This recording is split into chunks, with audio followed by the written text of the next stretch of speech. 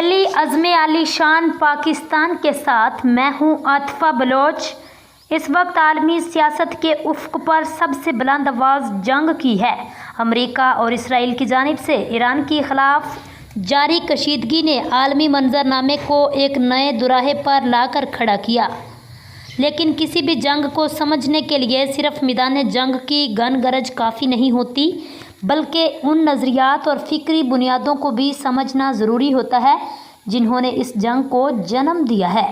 اسی تناظر میں امریکی وزیر خارجہ مارکو روبیو کی وہ تقریر خاص اہمیت رکھتی ہے جو انہوں نے فروری میں میونخ سیکیورٹی کانفرنس میں کی تھی۔ اس تقریر نے نہ صرف امریکہ بلکہ یورپ میں بھی خاصی توجہ حاصل کی۔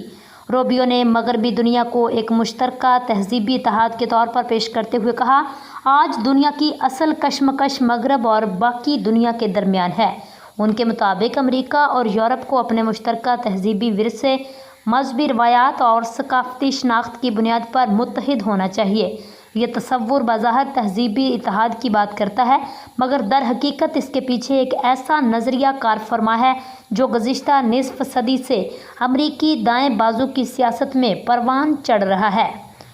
اس نظریے کے مطابق مغربی تہذیب تین بڑے خطرات سے دوچار ہے: چین اور روس کی عسکری اور معاشی طاقت، غیر یورپی اقوام کی بڑھتی ہوئی ہجرت، اور سب سے بڑھ کر اسلام کا ثقافتی اور تہذیبی اثر ہے۔ لیکن اگر اس نظریے کا سنجیدگی سے تجزیہ کیا جائے تو معلوم ہوتا ہے یہ محض ایک تہذیبی بیانیہ نہیں بلکہ ایک سیاسی ہتھیار ہے۔ یہ بیانیہ اس لیے گڑھا گیا تاکہ امریکہ اور یورپ کو ایک مصنوعی تہذیبی محاذ پر جمع کیا جائے۔ اس اتحاد کا مرکزی ستون اسرائیل کو بنایا جائے۔ در حقیقت عالمی سیاست کی تشریح کے لیے دو بڑی فکری روایتیں موجود رہی ہیں۔ پہلی روایت معاشی ہے، جس کے مطابق عالمی تنازعات کا اصل محرک سرمایہ داری کی توسیع اور وسائل پر قبضے کی خواہش ہے۔ اس نظریے کے مطابق سامراجی جنگیں تہذیبی نہیں بلکہ معاشی مفادات کے لیے لڑی جاتی ہیں۔ دوسری روایت جغرافیائی سیاست کی ہے، جس کے مطابق عالمی طاقتوں کے درمیان کشمکش جغرافیہ کی بنیاد پر ہوتی ہے۔ برطانوی مفکر ہالفورڈ میکنڈر نے اپنے مشہور نظریے ہارٹ لینڈ میں کہا تھا، جو طاقت یوریشیا کے قلب پر قابض ہوگی وہی دنیا پر حکمرانی کرے گی۔ اسی طرح امریکی بحریہ کے نظریہ ساز ایلفرڈ مہان نے سمندری طاقت کو عالمی برتری کی کنجی قرار دیا۔ دلچسپ بات یہ ہے، ان نظریات میں کہیں بھی مغرب بمقابلہ اسلام کی کوئی مستقل یا فطری جنگ موجود نہیں تھی، بلکہ 20ویں صدی کے آغاز تک مغرب کے اندر ہی شدید نظریاتی اور سیاسی کشمکش جاری تھی۔ یورپ کی براعظمی طاقتیں اور بحر اوقیانوس کی طاقتیں ایک دوسرے کے خلاف صف آراں تھیں۔ در حقیقت مغربی تہذیب کا تصور خود ایک نسبتاً نیا نظریہ ہے۔ دوسری عالمی جنگ کے بعد اسے اس لیے فروغ دیا گیا تاکہ یورپ اور امریکہ کے درمیان اتحاد کو مضبوط کیا جا سکے۔ اسی دور میں یہودی مسیحی تہذیب کا تصور بھی سامنے آیا، جس کے مطابق مغربی دنیا کی تہذیب دراصل یہودیت اور عیسائیت کے مشترکہ ورثے سے بنی ہے۔ یہ نظریہ دراصل امریکی نئے محافظین نے فروغ دیا۔ یہ وہ دانشور اور سیاسی مفکر تھے جنہوں نے امریکہ اور اسرائیل کے تعلقات کو محض ایک سفارتی تعلق نہیں بلکہ تہذیبی اتحاد کے طور پر پیش کیا۔ ان کے مطابق اسرائیل مشرق وسطیٰ میں مغربی تہذیب کا قلعہ ہے، اس کی حفاظت دراصل مغرب کی بقا کے لیے ضروری ہے۔ لیکن اس بیانیے کو خود امریکہ کے اندر شدید تنقید کا سامنا بھی رہا۔ قدامت پسند مفکر پال گوٹفریڈ نے طنزیہ انداز میں کہا تھا، امریکی نیوکنز کو شاید یہ غلط فہمی ہے، امریکہ کا دارالحکومت واشنگٹن نہیں بلکہ تل ابیب ہے۔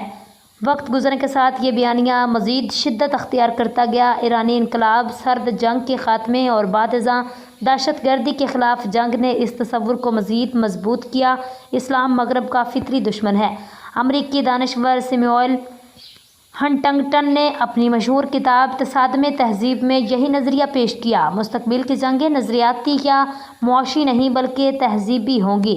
لیکن اس نظریے میں ایک بنیادی تضاد موجود ہے۔